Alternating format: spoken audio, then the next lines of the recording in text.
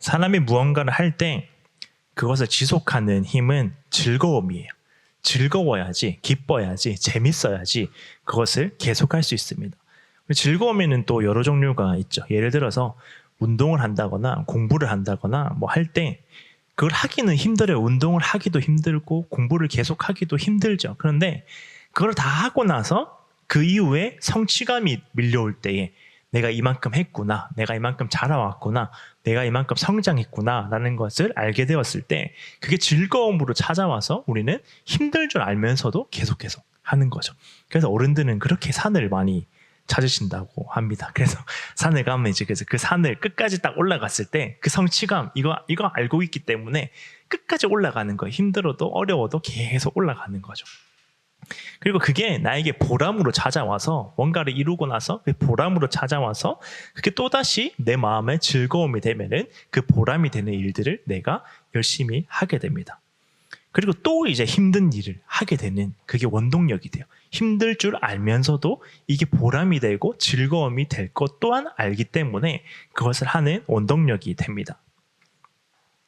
우리가 잘 알고 있는 웨스트민스터 소요리 문답에서도 이렇게 말해요. 인간의 제일 되는 목적이 무엇이냐라고 하는 질문에 하나님을 영화롭게 하고 영원토록 그를 즐거워하는 것이다. 즐거워야 된다는 거죠. 인간의 목적은 즐거워하는, 하나님을 즐거워하는 거예요. 그 즐거워하는 것이 있기 때문에 인간이 계속해서 살아가고 있다라고 하는 거죠. 그래서 저는 여러분이 교회 오는 것이 즐거웠으면 좋겠습니다. 세움부에 참석하는 게, 그리고 예배에 참석하는 게 즐거웠으면 좋겠어요. 내 삶에 힘들 때도 있죠. 이 세움부라고 하는 공동체가 어쩔 때는 나를 힘들게 할 수도 있어요. 그래서 이걸 유지하고 지속하는 게 힘들 때도 있지만 그러함에도 불구하고 여기에서만 느낄 수 있는 즐거움, 내가 이 자리에서만 느낄 수 있는 내 영혼과 내 마음의 즐거움들이 있었으면 좋겠습니다. 어렵지만은 그런 것들이 있었으면 좋겠어요. 내 삶에서 누릴 수 있는 그런 기쁨들이 계속해서 주어졌으면 좋겠습니다. 그래서 저도 이번 올해 보니까 제가 한 설교를 한 40번 정도 했더라고요. 좀 몇 번 빠졌는데 이렇게 몇 번 빠졌지만은 한 40번 정도 하면서 이렇게 그 내용들을 보니까 뭐 제가 나름대로 평가를 해보자면 그래도 제가 뭐 이게 객관적으로 다를 수 있지만 제 주관적으로 봤을 때 와 진짜 치열하게 준비했다. 이게 40번을 진짜 이게 이렇게 내가 하나님의 도움 없이, 하나님의 은혜 없이, 하나님이 공급해 주시는 은혜 없이 이 설교들을 내가 할 수 있었을까? 이걸 매주 이렇게 찾아가면서 이게 여러 가지 또 힘든 상황들이 있지 않습니까? 하나님이 내 마음에 공급을 해주셔야지 그 말씀이 이제 나아가는 거거든요. 그래서 그게 하나님이 매주 나에게 할 말씀을, 하나님께서 하실 말씀들을 내 마음에 넣어주셨구나라고 하면서 그게 또 즐거움이 되는 거죠. 하나님께 쓰임을 받고 있다라고 하는 즐거움이 돼서 설교를 계속할 수 있는 원동력이 됩니다. 그래서 우리의 삶에서 매일 기쁠 수는 없죠. 매일 즐겁고 매일 기쁠 수는 없지만 순간순간마다 하나님이 선물처럼 주시는 그 즐거움을 누리고 만족하면서 살 수 있는 우리가 되었으면 좋겠습니다. 오늘 본문에서도 즐거움과 기쁨에 대해서 말씀해요. 하박국서의 배경은 이렇습니다. 유다가 요시야 왕을 지나요. 요시야 왕의 때를 지나면서 그 요시야 왕은 율법의 회복과 종교개혁을 일으켰어요. 그래서 회복되는 거죠. 나라가 다시 하나님께로 돌아갔어요. 그런데 갑자기 요시야 왕이 전사합니다. 전사를 하고 나서 그 이후에 왕들이 다시 유다를 멸망의 길로 이끄는 거죠. 다시 하나님께로 돌아갔는데 그걸 다시 또 멸망으로 바꾸는 거예요. 그런데 이때에 그 지역의 국제 정세가 어땠냐면은 아수르, 강대국이었던 아수르가 점점 쇠퇴하기 시작하고 바벨론이 애굽을 격파해요. 전투에서 애굽을 이겨버려요. 그래서 바벨론이 힘이 점점 커져서 강대국이 되어가고 있었어요. 아수르는 쇠퇴하고 애굽은 졌고 바벨론이 계속 커져가고 있는 거죠. 그래서 이 바벨론이 커져가고 있다라고 하는 게 불안의 요소였어요. 유다에게는. 그 나라에게는 불안의 요소였어요. 이제 바벨론이 이것보다는 더 커지지 않았으면 좋겠는데, 우리에게 위협이 되니까 이것보다는 더 커지지 않았으면 좋겠는데 계속해서 커지는 거죠. 그래서 이 멸망의 때에 계속해서 커져가는 바벨론에게 제일 이 백성이 듣기 싫어하는 그 말씀을 하나님이 하박국을 통해서 말씀하십니다. 하박국 1장 6절에서 8절 우리 함께 읽도록 하겠습니다. 보라, 내가 사납고 성급한 백성 곧 땅이 넓은 곳으로 다니며 자기의 소유가 아닌 거처들을 점령하는 갈대아 사람을 일으켰나니 그들은 두렵고 무서우며 당당함과 위엄이 자기들에게서 나오며 그들의 군마는 표범보다 빠르고 저녁 이리보다 사나우며 그들의 마병은 먼 곳에서부터 빨리 달려오는 마병이라 마치 먹이를 움키려 하는 독수리의 나름과 같으니라. 갈대아 사람들은 바벨론 사람들을 말해요. 지금 하나님이 바벨론 갈대아 사람들을 일으키는데 그들은 두렵고 무섭고 당당하고 위험이 있다라고 말해요. 안 그래도 불안한데, 안 그래도 지금 바벨론 때문에 불안한데, 바벨론이 커져가는 게 늘 신경 쓰이고 불안의 요소인데 하나님이 그 바벨론이 강대해지는 이유가 뭐냐면은 하나님 때문이다. 하나님을 도구로 사용하기 위해서, 하나님이 바벨론을 사용하시기 위해서 계속해서 바벨론을 크게 만들고 계신다. 그리고 그 의도, 왜 하나님께서 바벨론을 크게 강성하게 하시는 의도가 무엇이냐면은 유다를 심판하기 위해서, 멸망의 길로 달려가고 있는 유다를 이제 드디어 심판하시기 위해서 바벨론을 크게 만들고 계신다라고 하는 거였어요. 그런데 이 백성들도 싫어했지만 하박국도 이해가 안 되는 거예요. 왜 하필 바벨론일까? 바벨론을 가지고 왜 우리 유다를 하나님께서 공격하게 만드실까? 아무리 유다가 악해도 이 유다는 그래도 하나님을 섬기고는 있었거든요. 하나님과 겸하여서 다른 우상들을 섬겼지 하나님을 아예 섬기지 않지는 않았거든요. 그런데 바벨론은 아예 하나님을 섬기지 않는 백성들이잖아요. 왜 하나님께서 하필 바벨론, 아예 하나님을 믿지 않는 백성들을 통하여서 이 유다 하나님 백성을 심판하려고 하실까? 그래서 하박국이 하나님께 질문합니다. 하박국 1장 13절 함께 읽도록 하겠습니다. 주께서는 눈이 정결하심으로 악을 참아보지 못하시며 패역을 참아보지 못하시거늘 어찌하여 거짓된 자들을 방관하시며 악인이 자기보다 의로운 사람을 삼키는데도 잠잠하시나이까. 상대적으로 하나님, 우리가 잘하고 있는 것 아니지만, 우리 유다가 잘하고 있는 것 아니지만 하나님 잘 섬기고 있고 요시아 왕 때처럼 하나님께 멋있게 나아가고 있지는 않지만 그래도 상대적으로 보면은 우리는 바벨론보다는 의로운 사람들입니다. 그런데 우리보다 더 악한 바벨론을 통하여서 왜 우리를 공격하게 만들려고 하십니까? 왜 우리를 불안하게 만드십니까? 왜 바벨론을 더 강성하게 하십니까? 라고 하는 거죠. 그때 하나님이 하나님의 큰 그림을 보여주세요. 하나님은 지금은 불합리한 것 같고 하나님이 지금은 의롭지 않게 행동하시는 것 같아도 결국 하나님께서 세상을 하나님의 의로움으로 다스릴 것을 보여주십니다. 그리고 하박국이 다시 고백해요. 2절, 본문 2절 함께 읽도록 하겠습니다. 여호와여, 내가 주께 대한 소문을 듣고 놀랐나이다. 여호와여, 주는 주의 일을 이 수년 내에 부응하게 하옵소서. 이 수년 내에 나타내시옵소서. 진노 중에라도 긍휼을 잊지 마옵소서. 그리고 말해요. 정확히 말하면 인정합니다.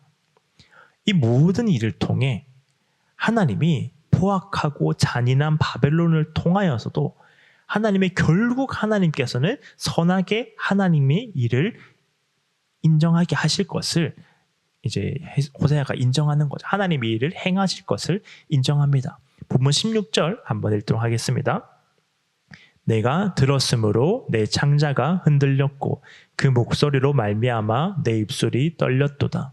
무리가 우리를 치러 올라오는 환난 날을 내가 기다림으로 썩이는 것이 내 뼈에 들어왔으며 내 몸은 내 초소에서 떨리는도다. 이 일로 인해 이제 인정하는 거죠. 이제 바벨론이 우리를 쳐들어올 것이다. 바벨론이 우리를 멸망시킬 것이다. 우리가 하나님을 따르지 않았기 때문에 바벨론이 결국 우리를 점령할 것이다 라고 하는 것을 인정해요. 그리고 이게 기쁘지만은 않죠. 이 일로 인하여서 내가 고통스러워서 내 장기, 내 창자가 흔들렸고 마치 내 뼈가 썩는 것처럼 느껴지는데 결국에는 이 환란이 나를 찾아와서 우리를 어렵게 만들어서 힘들게 만들어서 내가 진짜 어려울 것을 이제 알고 있고 두렵지만은 그러함에도 불구하고 하박국은 놀라운 고백을 합니다. 내가 이런 고통 가운데 결국 빠질 것이고 하나님의 그 큰 그림으로 우리를 멸망시킬 것인 것을 내가 알고 있지만 하나님의 일이 결국에는 하나님의 선하게 이끌어 가실 것을 내가 알고 두렵지만 이러한 고백을 해요. 17절 함께 읽도록 하겠습니다. 비록 무화과 나무가 무성하지 못하며 포도나무에 열매가 없으며 감람나무에 소출이 없으며 밭에 먹을 것이 없으며 우리의 양이 없으며 외양간에 소가 없을지라도. 무화과 나무와 포도나무와 감람나무는 유다 땅의 3대 작물이에요. 이게 없으면 살아갈 수 없는 3대 작물이에요. 이게 없다라고 하는 거는 기본적인 식량이 없다는 거예요. 그냥 내가 누릴 수 있는 금과 은과 이런 게 없는 게 아니라 내가 기본적으로 살아가는데 없어서는 안 돼. 이거 없으면 내가 도저히 살아갈 수 없는 식량이 없다는 거예요. 이제 배고플 때가 오고 굶주릴 때가 오고 바벨론으로 인하여서 나는 이제 배고프고 굶주리게 될 것이다 라고 하는 거죠. 밭에 먹을 것이 없다라고 하는 것은 이 기근, 이 먹을 것이 없는 게 그냥 일부 땅에 먹을 것이 없는 게 아니라 온 백성의 땅에, 모든 땅에, 유다 전역에 국가적인 기근이 일어나게 될 거다. 내가 살고 있는 기반, 나를 풍요롭고 살기 좋게 만드는 게 아니라 기본적으로 생존하게 할 수만 있는 그냥 살게만 하는 이 모든 기반이 다 무너져도 내가 그냥 살아갈 수 있을 때 그냥 하나님이 내가 살아갈 수 있는 그냥 먹을 것만 허락해 주시는 이게 나에게 없어지고 무너진다라고 할지라도 양과 소가 없다라고 하는 것은 이제 하나님께 드릴 것이 없어도 하나님께 제사할 때 드리는 거잖아요. 드릴 것이 없어도 내가 하나님께 뭔가 드릴 수 있다라고 하는 것은 하나님으로부터 내가 뭔가 받았기 때문에 이제 하나님께 드릴 수 있는 거잖아요. 그래도 받은 게 있기 때문에 내가 하나님께 드릴 수 있다는 거잖아요. 그냥 단순하게 내가 상실감을 느끼는 정도가 아니라 진짜 멸망의 때가 찾아와서 이제는 하나님께 드릴 것이 전혀 없어도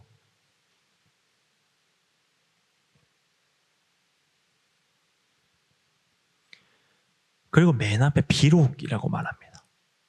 비록이라고 하는 말은 무엇일지라도 바벨론으로 인하여서 모든 것이 황폐해질지라도 정확히 말하면은 바벨론을 도구로 사용하시는 하나님 때문에 내가 당장 생존할 수 없을 지경에 이르러도 내가 많은 거 바라지 않고 그냥 살 수만 있게 해주세요라고 하는데 하나님이 그것을 허락하지 않으실지라도 이제 진짜 하나님께 아무것도 드릴 것이 없을 정도로 내 삶이 바닥을 기어다니는 것처럼 느껴진다라고 할지라도 하나님이 나를 그렇게 몰아세우고 그렇게 살게 하실지라도 18절 이렇게 고백해요. 우리 함께 읽도록 하겠습니다. 나는 여호와로 말미암아 즐거워하며 나의 구원의 하나님으로 말미암아 기뻐하리로다. 이 놀라운 찬양이 있잖아요. 우리가 다 알고 있는 무화과 나뭇잎이 마르고 하는 그 찬양. 즐겁잖아요. 기쁜 찬양이잖아요. 그런데 이 고백은 사실 처절한 고백입니다. 이 모든 게 없어도 내가 사는데 반드시 필요한 이 모든 게 다 사라져도 처절한 고백이에요. 내 즐거움은 여호와로 말미암아 즐거워하며 여호와 하나님의 이름에 내 즐거움이 있고 하나님의 존재하심에 내 즐거움이 있고 나의 구원의 하나님의 구원하심에 내 모든 기쁨이 있습니다라고 고백해요. 하나님이 나에게 먹고 사는 것을 허락해 주지 않는다고 할지라도, 가장 기본적인 것조차 허락해 주지 않고 다 빼앗아 간다라고 할지라도, 하나님의 존재하심과 하나님의 구원하심에 나의 모든 즐거움과 기쁨은 있습니다. 내 삶에 비참하게 되는 그 순간을 하나님께서 허용하실지라도, 하나님이 그렇게 하실지라도 내 모든 즐거움과 기쁨은 하나님이 그렇게 하셔도 여전히 하나님께 있습니다라고 하는 고백이에요. 하박국은 깨달았거든요. 이 하나님의 큰 그림, 하나님이 결국 무엇을 하실 것인가라고 하는 큰 그림, 하나님의 모든 구원의 역사의 방향을 깨달았거든요. 이 하박국을 향한 하나님 말씀을 이해하고, 하박국서에 적힌 하나님 말씀을 이해하고, 바울은 로마서와 갈라디아서의 가장 튼튼한 뼈대를 만들어요. 이 말씀을 이해하고 마틴 루터는 1517년 10월 31일에 비텐베르크 성당에 95개조 반반부를 붙여버립니다. 이 구절이에요. 하박국 2장 4절 함께 읽도록 하겠습니다. 보라, 그의 마음은 교만하며 그 속에서 정직하지 못하나 의인은 그의 믿음으로 말미암아 살리라. 이 말씀을 로마서에서 이렇게 인용돼요. 로마서 1장 17절 함께 읽도록 하겠습니다. 복음에는 하나님의 의가 나타나서 믿음으로 믿음에 이르게 하나니 기록된 바 오직 의인은 믿음으로 말미암아 살리라 함과 같으니라. 복음으로 하나님의 의가 나타나서 믿음으로 믿음에 이르게 하는 하나님의 구원의 큰 그림. 지금은 하나님이 바벨론을 사용하셔서 유다를 멸망시키려고 하시는 그 이해되지 않는 하나님이 아니라 결국에는 믿음으로 모든 민족을 살게 하시는 하나님의 위대한 구원의 역사. 그냥 나를 생존하게 하는 게 아니라 내 상황이 아무리 암담해도, 지금 하박국은 나라가 멸망하고 있잖아요. 나라가 멸망한다는 의미가 뭐예요? 나라가 멸망하면 내가 아무리 잘해도, 내가 뭔가를 아무리 잘해도 나라가 멸망하면 아무 소용이 없는 거. 내가 아무리 노력해도 나라가 망하면 내 노력은 다 헛수고가 되는 거예요. 나라가 멸망하고 있잖아요. 이 상황과 시대가, 지금 내가 처한 시대가 아무리 막막해도 하박국은 고백하는 거예요. 믿음으로 살리라. 생존이 아니라 그냥 내가 먹고 사는 것을 그냥 허락받는 정도가 아니라 생명으로 살리라. 왜냐하면 구원은 생명이잖아요. 장차 올 영원한 생명과 함께 지금 이 순간을 하나님께서 복음의 능력으로 살게 하시는 생명이잖아요.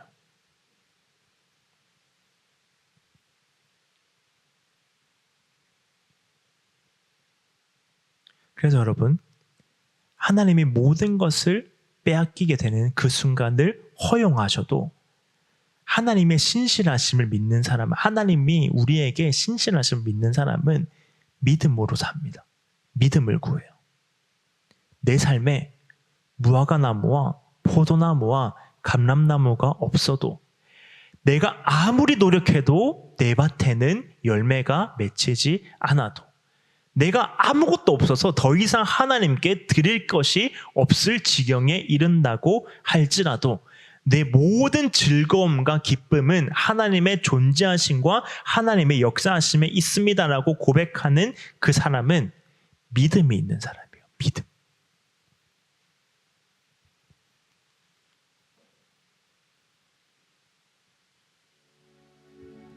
그래서요, 여러분,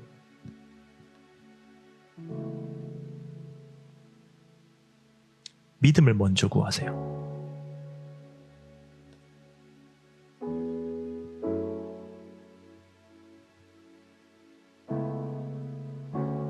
안 구해지죠, 믿음이. 포도나무와 감람나무와 무화과나무를 구하는 것은 쉬워요. 내 앞에 문제가 발견됐을 때 하나님 이 문제 해결해 주세요 하는 것은 쉬워요. 하나님, 내가 이만큼 노력했으니까 하나님 조금 더 도와주셔서 내 밭에 소출, 이 열매가 조금 더 맺히게 해주세요라고 기도하기는 쉬워요. 하나님, 나에게 많은 것 허락해 주셔서 내가 더 많이 하나님께 드리게 해주세요라고 하는 것은 쉬워요. 근데 하나님이 진짜 원하시는 것은 그거 다 없어도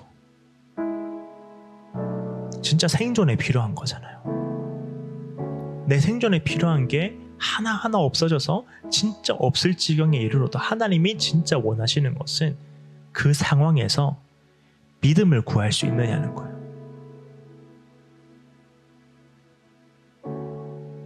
지금 죽겠는데 믿음이 무슨 소용이냐라고 싶지만 그래도 믿음으로 하나님의 신실하심을 구하고 있는 사람이냐는 거예요. 하나님이 그리하실지라도, 하나님이 내 무화과 나무를 빼앗아 간다라고 할지라도, 하나님이 내가 가장 싫어하는 방법으로 나를 멸망시킬 것처럼 보이는 그 순간이라고 할지라도, 그 순간에 내가 구할 것은 하나님 앞에서 그냥 그거 먹고 살게 해주세요를 구하는 게 아니라 정말 힘들고 말도 안 되지만 오직 의인은 믿음으로 살리라 라고 하는 그것으로 인하여서 믿음을 구할 수 있다는 거예요.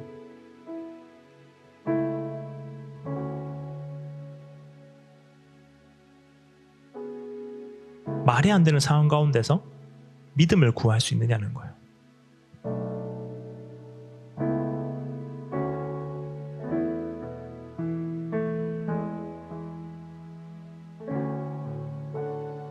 그걸 하나님께서 진정으로 원하십니다.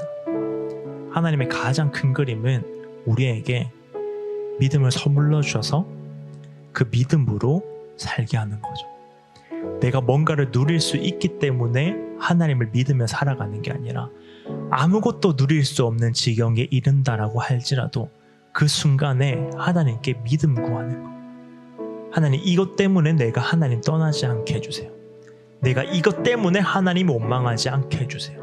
내가 진짜 밥을 굶는 지경에 이른다고 할지라도 내가 여호와로 인하여서 즐거워할 수 있는 그 믿음을 허락해 주세요라고 하는 거죠. 한번 고백해 보는 거예요. 그 고백으로 인하여서 하나님의 구원은 시작됩니다. 내가 그렇게 바랬던 거 하나님이 들어주시지 않아도 하나님이 그거 뺏어가는 것처럼 느껴지고 그게 없는 것처럼 느껴져도 내가 믿음을 구할 때 그때 하나님의 구원이 시작되는 거예요. 하나님의 진짜 큰 그림이 시작되는 거예요. 하나님의 신실하심이 증명되는 거예요. 하나님이 내 삶을 통하여서 일하고 계심이 내 마음 가운데 나타나는 거예요.